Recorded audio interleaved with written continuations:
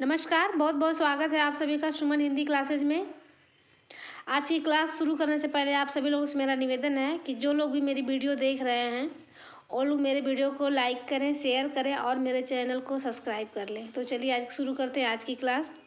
आज का पहला प्रश्न है, रामानंद ने किस पुस्तक में अपनी पूरी गुरु परंपरा का उल्लेख किया है? तो विकल्प में है आनंद भाष्य, पंचस्तवी, सहस्त्र गीति या फिर रामार्चन पद्धति। तो रामानंद ने किस पुस्तक में अपनी पूरी गुरु परंपरा का उल्लेख किया है? तो इसका सही उत्तर हो जाएगा ऑप्शन डी, रामार्चन पद्धति।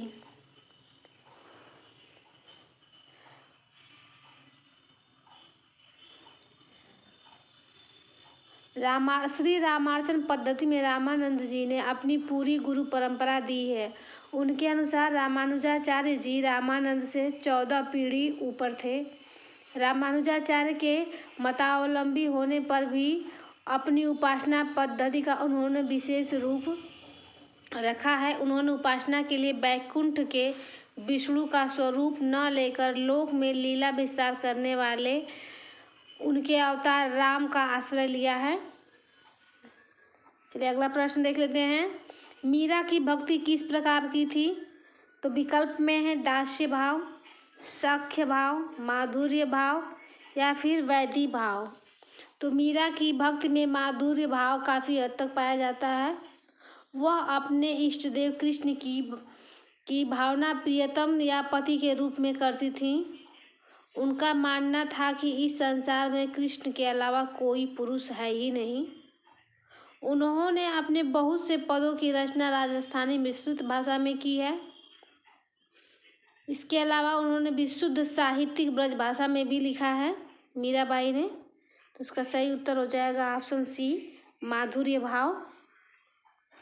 अगला प्रश्न है, वृंदावन में मीराबाई की मुलाकात किस कृष्ण भक्त कवि से हुई थी? तो विकल्प में है छीत स्वामी, जीव गोस्वामी, गोविंद स्वामी या फिर रूप गोस्वामी। तो इसका सही उत्तर हो जाएगा, जब जीव गोस्वामी से मिलने मीराबाई वृंदावन गई थी तो उन्होंने मीरा से मिलने से इनकार कर दिया, क्योंकि मीरा एक स्त्री थी और स्त्रियों से मिलना तो दूर उन्हें देखना भी जीव गोस्वामी को गवारा न था। मीरा ने हंसते हुए कहा कि उन्हें पूर्ण विश्वास है कि संसार में सिर्फ कृष्ण ही एकमात्र पुरुष हैं, शेष सभी स्त्रियां हैं। यह सुनकर जीव गोस्वामी जी काफ़ी शर्मिंदा हुए और अपनी गलती को सुधारते हुए उन्होंने मीराबाई से मुलाकात की थी। तो इसका सही उत्तर हो जाएगा ऑप्शन बी, जीव गोस्वामी। अगला प्रश्न है, तुलसीदास द्वारा शारीरिक पीड़ा से मुक्ति हेतु लिखा गया ग्रंथ है, कौन सा है वह ग्रंथ? तो विकल्प में है रामलला नाचू, बरवे रामायण, हनुमान बाहु या फिर विनय पत्रिका। तो इसका सही उत्तर हो जाएगा ऑप्शन सी, हनुमान बाहुक। तुलसीदास द्वारा शारीरिक पीड़ा से मुक्ति हेतु हनुमान बाहु ग्रंथ लिखा गया था। हनुमान बाहु की रचना संत प्रवर गोस्वामी तुलसीदास जी ने अपनी दाहिनी बाहु में हुई असह्य पीड़ा के निवारण के लिए लिखी थी। चलिए अगला प्रश्न देख लेते हैं। तुलसीदास जी ने कौन सी रचना कलिकाल से मुक्ति पाने हेतु लिखी थी? यहाँ पे कलिकाल है, पिछले प्रश्न में शारीरिक पीड़ा से मुक्ति हेतु लिखी थी। तो विकल्प में है कवितावली, विनय पत्रिका, रामाज्ञा प्रश्न या फिर हनुमान बाहुक। तो कलिकाल से मुक्ति पाने हेतु तुलसीदास जी ने विनय पत्रिका की रचना की थी। तो इसका सही उत्तर हो जाएगा ऑप्शन बी, विनय पत्रिका। अगला प्रश्न है, इनमें से कौन सा आचार्य अलंकार संप्रदाय में सम्मिलित नहीं है? तो वह कौन सा आचार्य है? तो विकल्प में है विश्वनाथ, दंडी, भामा या फिर उद्भट। तो आचार्य विश्वनाथ रसवादी आचार्य हैं, जबकि दंडी, भामा तथा उद्भट अलंकार संप्रदाय से संबंधित हैं। तो इसका सही उत्तर हो जाएगा ऑप्शन ए, विश्वनाथ। भामा जो है अलंकार संप्रदाय के संस्थापक हैं। इनकी प्रसिद्ध काव्य कृति काव्यालंकार है। अगला प्रश्न है, तुलसीदास रचित विनय पत्रिका में पदों की संख्या है। तो तुलसीदास रचित विनय पत्रिका में पदों की संख्या बताना है, तो विकल्प में है 269, 272, 279 या फिर 289। तो इसका सही उत्तर हो जाएगा ऑप्शन सी, 279 है। अगला प्रश्न है, तुलसीदास को कलिकाल का वाल्मीकि किसने कहा है। तो विकल्प में है नाभादास, स्मिथ, ग्रियर्सन या फिर रहीम। तो तुलसीदास को कलिकाल का वाल्मीकि जो है नाभादास ने कहा है। तो इसका सही उत्तर हो जाएगा ऑप्शन ए। आचार्य हजारी प्रसाद द्विवेदी ने लिखा है, तुलसी का महत्व बताने के लिए विद्वानों ने अनेक प्रकार की तुलनात्मक उक्तियों का सहारा लिया है।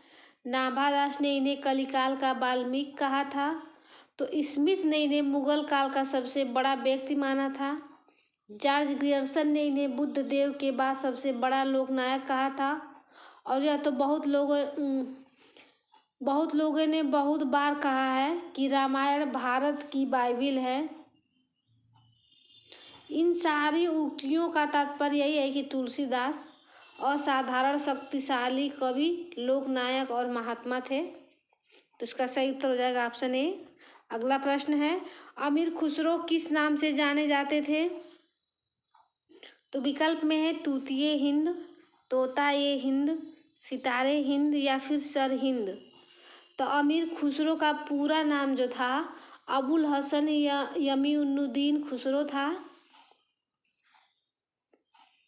ये इनकी उपाधि थी तोतिए हिंद। तो इसका सही उत्तर हो जाएगा ऑप्शन ए, तूतिए हिंद।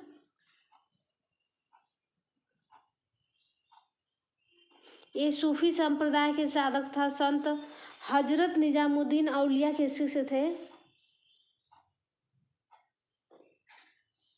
खुसरो को हिंदी खड़ी बोली का पहला लोकप्रिय कवि माना जाता है। ये मुख्य रूप से फारसी कवि थे। इन्हें तूतिए हिंद की उपाधि दी गई थी।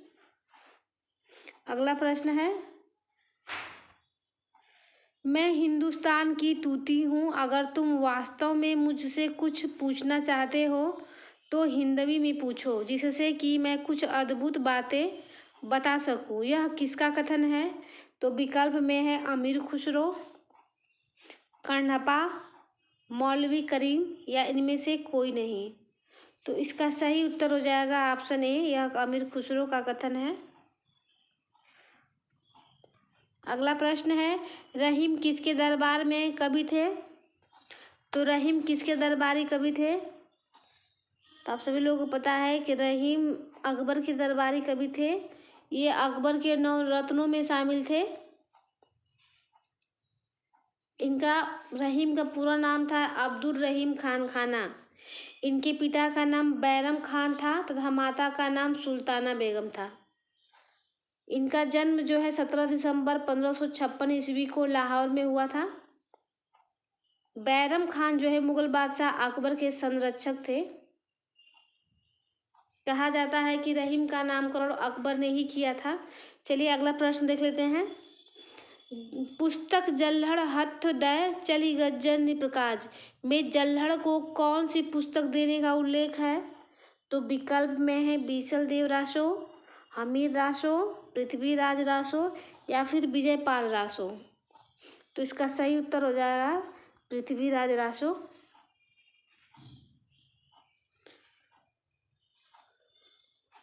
जल्हड़ को पृथ्वीराज रासो देने का उल्लेख है। यह वर्णन उस समय का है जिस समय पृथ्वीराज को मोहम्मद गोरी बंदी बनाकर अपने देश ले जा रहा था। उस समय चंद्रबरदाई जो हैं महाराज के साथ गए थे तथा अपने पुत्र जल्हड़ को पृथ्वीराज रासो जो सौंप गए थे।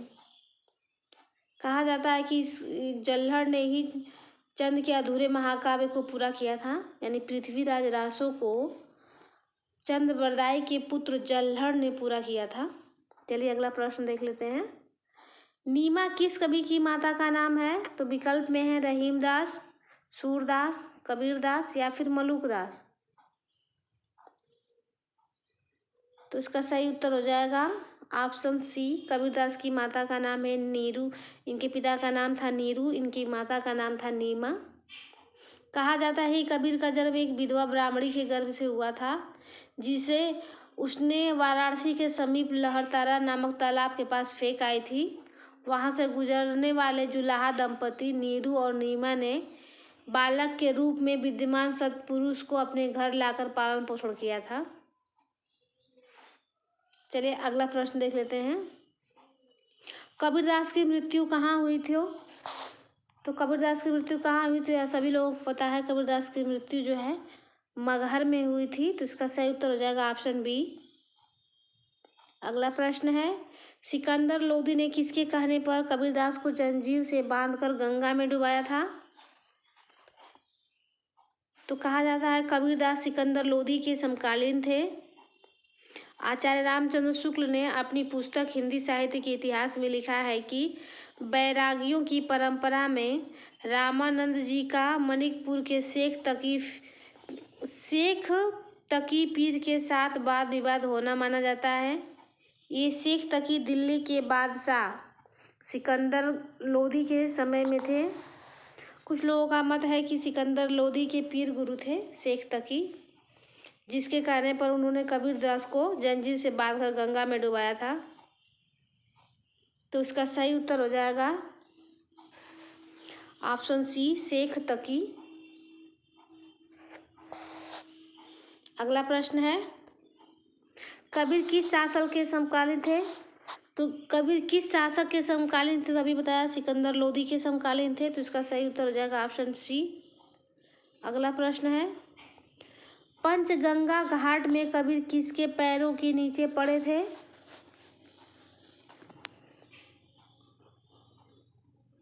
तो विकल्प में है शंकराचार्य, वल्लभाचार्य, रामानंद या फिर माधवाचार्य। तो पंचगंगा घाट में कबीरदास जी हैं रामानंद के पैरों के नीचे पड़े थे। तो इसका सही उत्तर हो जाएगा ऑप्शन सी, रामानंद। रामानंद जी प्रतिदिन काशी के पंचगंगा घाट पर स्नान करने जाते थे। कबीर उस घाट की सीढ़ियों पर लेट गए। ब्रह्म मुहूर्त में जब रामानंद जी स्नान करने जा रहे थे, तब उनका पैर कबीर की छाती पर पड़ा। वे चिल्लाए। रामानंद जी ने बच्चा समझकर तुरंत गोद में उठा लिया और कहे, अरे बेटा राम राम कह। यही कबीर का मंत्र हो गया। चलिए अगला प्रश्न देख लेते हैं। अगला प्रश्न है, सन 927 आहा कथा प्रारंभ बैन कवि कहाँ में 927 का ईस्वी सन क्या होगा? तो विकल्प में है 1525 ईस्वी, 1550 ईस्वी, 1540 ईस्वी या फिर 1520 ईस्वी।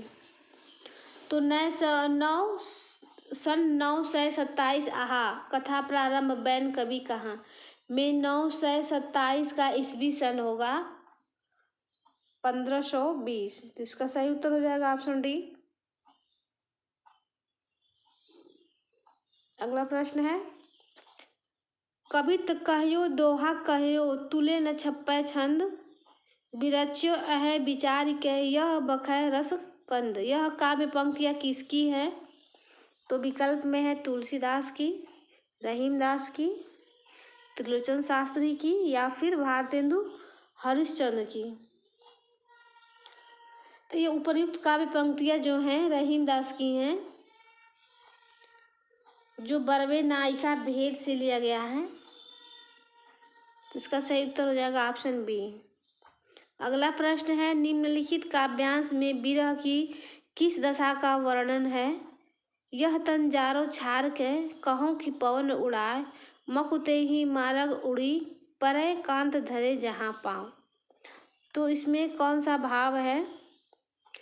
किस मतलब विरह की दशा का वर्णन है? तो विकल्प में है अभिलाषा, उद्वेग, उन्माद या फिर स्मृति। तो इसका सही उत्तर हो जाएगा इसमें विरह की अभिलाषा की दशा का वर्णन है। तो इसका सही उत्तर हो जाएगा ऑप्शन ए। यह मलिक मोहम्मद जायसी की पद्मावत की पंक्ति है। पद्मावत महाकाव्य है। पद्मावत 57 खंडों का महाकाव्य है जो ठेठ अवधी भाषा में लिखी गई है। अगला प्रश्न है, निम्नलिखित काव्यांश में विरह की किस दशा का वर्णन है? वही प्रश्न है। यह तन जार उछार की अभिलाषा है। अगला प्रश्न है, नारी विमर्श पर लिखने वाली पहली लेखिका हैं, कौन है? तो विकल्प में है महादेवी वर्मा, बंग महिला, शिवानी, सुभद्रा कुमारी चौहान। तो कहीं कहीं महादेवी वर्मा को सही माना जाता है, कभी कभी बंग महिला को।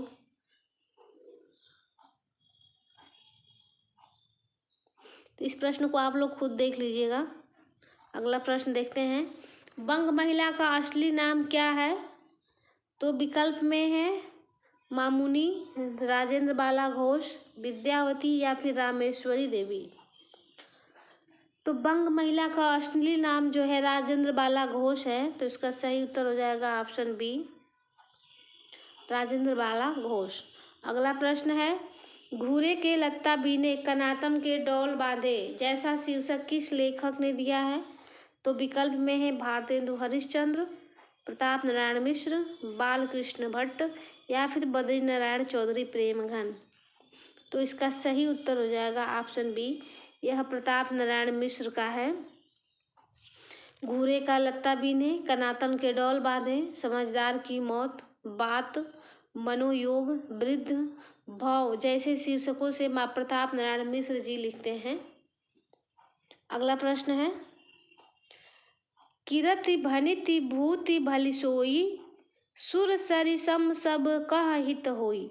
तुलसीदास की इस पंक्ति में कौन सा काव्य प्रयोजन स्पष्ट है? तो विकल्प में है यश की प्राप्ति, स्वांतः सुखाय, लोक मंगल या फिर धनार्जन। तो इसका सही उत्तर हो जाएगा लोक मंगल। ऑप्शन सी इसका राइट आंसर हो जाएगा।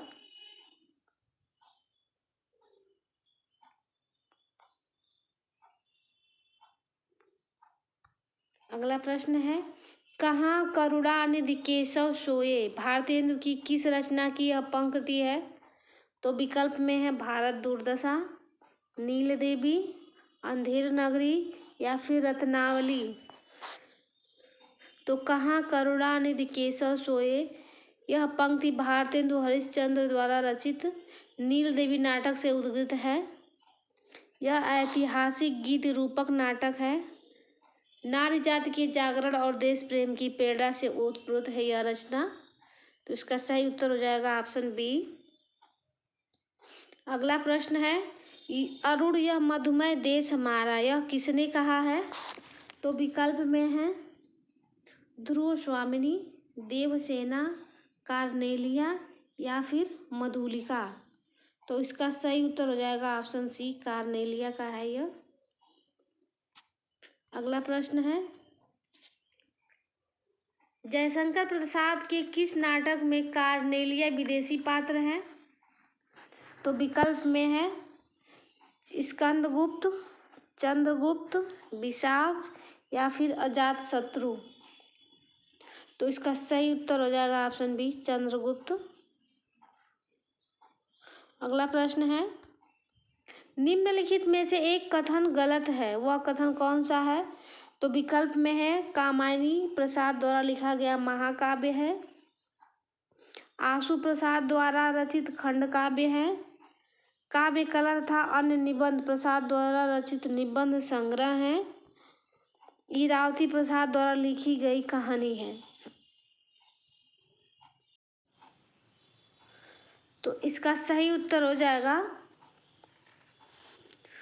इरावती जयशंकर प्रसाद द्वारा लिखा गया उपन्यास न की कहानी। तो ऑप्शन डी इसका राइट हो जाएगा, इरावती उपन्यास है, न की कहानी। अगला प्रश्न है, हल्दी घाटी नामक प्रबंध काव्य के रचयिता कवि का नाम बताना है। तो विकल्प में है श्याम नारायण पांडे, राम नरेश त्रिपाठी, माखनलाल चतुर्वेदी या फिर सोहनलाल द्विवेदी। तो हल्दी घाटी नामक प्रबंध काव्य के रचयिता हैं श्याम नारायण पांडे। तो इसका सही उत्तर हो जाएगा ऑप्शन ए। अगला प्रश्न है, रास पंचाध्यायी में किस छंद का प्रयोग हुआ है? तो विकल्प में है रोला, दोहा, पद या फिर सवैया। तो रास पंचाध्यायी में यह नंददास की काव्य कृति है जिसमें रोला छंद का प्रयोग हुआ है। तो इसका सही उत्तर हो जाएगा ऑप्शन ए रोला। अगला प्रश्न है, कभी कुछ ऐसी तान सुनाओ जिससे उथल पुथल मच जाए। यह पंक्ति किस कवि की है? तो विकल्प में है जयशंकर प्रसाद, निराला भी दे दिया इसी में, जयशंकर प्रसाद, बालकृष्ण शर्मा नवीन, महादेवी वर्मा, हरिवंश राय बच्चन। तो कभी कुछ ऐसी तान सुनाओ जिससे उथल पुथल मच जाए, यह जो पंक्ति है बालकृष्ण शर्मा नवीन की है। तो इसका सही उत्तर हो जाएगा ऑप्शन बी। अगला प्रश्न है, वचन की जो वक्रता भाव प्रेरित होती है वह काव्य होती है। यह कथन किस विद्वान का है? तो विकल्प में है रामचंद्र शुक्ल, रमाशंकर शुक्ल रसाल, विश्वनाथ प्रसाद मिश्र या फिर भगीरथ मिश्र। तो इसका सही उत्तर हो जाएगा ऑप्शन ए रामचंद्र शुक्ल। अगला प्रश्न है, वे पूर्वीपन की परवाह न करके अपने बैसवारे की ग्राम्य कहावतें और शब्द भी बेधड़क रख दिया करते थे। शुक्ल जी की इन पंक्तियों का संबंध किससे है? तो विकल्प में है भारतेंदु, बालकृष्ण भट्ट, प्रेमघन या फिर प्रताप नारायण मिश्र। तो शुक्ल जी का जो है इस पंक्तियों से संबंध जो है प्रताप नारायण मिश्र का है। तो इसका सही उत्तर हो जाएगा ऑप्शन डी। इनकी एक प्रसिद्ध पंक्ति है, 8 मास बीते जजमान अब तो करो दक्षिणा दान। ये पंक्ति भी प्रताप नारायण मिश्र की है, फेमस पंक्ति है। चलिए अगला प्रश्न देख लेते हैं। देखिए वही आ गया।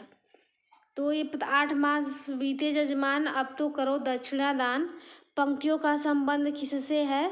तो विकल्प में है प्रताप नारायण मिश्र। तो इसका सही उत्तर हो जाएगा ऑप्शन बी, प्रताप नारायण मिश्र का है। अगला प्रश्न है, मोहिका हसेस की को रही किसने किससे कहा है? तो विकल्प में है केशव दास ने अकबर से, तुलसीदास ने अकबर से, जायसी ने शेरशाह से या फिर सूरदास ने वल्लभाचार्य से। तो इस पंक्ति का जो संबंध जायसी ने, मलिक मोहम्मद जायसी ने शेरशाह सूरी से कही थी। एक बार जायसी शेरशाह सूरी के दरबार में गए थे तो बादशाह ने इनका कुरूप चेहरा देखकर हंस दिया। जायसी ने शांत भाव से पूछा, मोहिका हसेसी की को रही, अर्थात तू मुझ पर हंसा या उस कुम्हार पर? इस पर शेरशाह ने लज्जित होकर क्षमा मांगी थी। तो इसका सही उत्तर हो जाएगा ऑप्शन सी, कि आप मुझ पे हंस रहे हैं या कि मुझे बनाने वाले उस परमात्मा पे। इसका यही तात्पर्य है। अगला प्रश्न है, भक्ति आंदोलन भारतीय चिंताधारा का स्वाभाविक विकास है। यह कथन किसका है? तो विकल्प में है आचार्य रामचंद्र शुक्ल का, आचार्य हजारी प्रसाद द्विवेदी का या फिर डॉक्टर राम स्वरूप चतुर्वेदी का या फिर डॉक्टर भगीरथ मिश्र का। तो भक्ति आंदोलन जो है भारतीय चिंताधारा का स्वाभाविक विकास है, यह कथन जो है हजारी प्रसाद द्विवेदी का है। तो इसका सही उत्तर हो जाएगा ऑप्शन बी। अगला प्रश्न है, मैं पुनि निज गुरु सुन सुनी कथा सो सूकर खेत। यह कथन किस कवि का है? तो विकल्प में है तुलसीदास, कबीरदास, नाभादास या फिर सूरदास। तो उपर्युक्त कथन जो है कवि तुलसीदास जी का है। तो इसका सही उत्तर हो जाएगा ऑप्शन ए तुलसीदास। अगला प्रश्न है, जब हम प्रीति, उदारता और भल मन साहत का बर्ताव करते हैं तब भी वे यही समझते हैं कि हम उनसे घृणा कर रहे हैं और हम चाहें उनका जितना ही उपकार करें, बदले में हमें अपकार ही मिलेगा। यह कथन किस निबंध से लिया गया है? तो विकल्प में है घृणा, प्रीति और लोभ, ईर्ष्या तू न गई मेरे मन से, या फिर मित्रता। तो इसका सही उत्तर हो जाएगा, यह प्रस्तुत गद्यांश जो है रामधारी सिंह दिनकर के निबंध ईर्ष्या तू न गई मेरे मन से लिया गया है। तो इसका सही उत्तर हो जाएगा ऑप्शन सी। ऑप्शन सी इसका राइट आंसर हो जाएगा। अगला प्रश्न है, साहित्य जनता की चित्त वृत्ति का संचित प्रतिबिंब है। इस पंक्ति के सही लेखक हैं? तो विकल्प में है महावीर प्रसाद द्विवेदी, गुलाब राय, रामचंद्र शुक्ल, या फिर प्रेमचंद। तो साहित्य जनता की चित्तवृत्ति का संचित प्रतिबिंब है। इस पंक्ति के लेखक आचार्य रामचंद्र शुक्ल हैं। तो इसका सही उत्तर हो जाएगा ऑप्शन सी। यह पंक्ति जो है हिंदी शब्द सागर की भूमिका के रूप में लिखी गई थी। अगला प्रश्न है, भक्तन को कहाँ सीकरी सो काम, आवत जात पनहिया टूटी बिसरी गयो हरिनाम। ये किसकी प्रसिद्ध पंक्ति है? तो विकल्प में है कुंभन दास, नंददास, चतुर्भुज दास, या फिर कृष्णदास। तो यह प्रसिद्ध पंक्ति जो है अष्टछाप के कवि कुंभन दास की है। तो इसका सही उत्तर हो जाएगा ऑप्शन ए, कुंभन दास। अगला प्रश्न है, दिनकर की कौन सी काव्य कृति भीष्म पितामह एवं धर्मराज के संवाद के रूप में रचित है? तो विकल्प में है रश्मिरथी, कुरुक्षेत्र, उर्वशी, या फिर इनमें से कोई नहीं। तो इसका सही उत्तर हो जाएगा कुरुक्षेत्र। रामधारी सिंह दिनकर द्वारा रचित विचारात्मक काव्य कुरुक्षेत्र से मतलब लिया गया है, जिसमें भीष्म पितामह तथा धर्मराज युधिष्ठिर के संवाद हैं। तो इसका सही उत्तर हो जाएगा ऑप्शन बी। अगला प्रश्न है, बिहारी के दोहों की चमत्कार पूर्ण तुलना संस्कृत, उर्दू, फारसी के कवियों से किसने की है? तो विकल्प में है हजारी प्रसाद द्विवेदी, रामचंद्र शुक्ल, पद्म सिंह शर्मा, या फिर महावीर प्रसाद द्विवेदी। तो बिहारी के दोहों की चमत्कार पूर्ण तुलना संस्कृत, उर्दू और फारसी के कवियों से पद्म सिंह शर्मा ने की है। तो इसका सही उत्तर हो जाएगा ऑप्शन सी।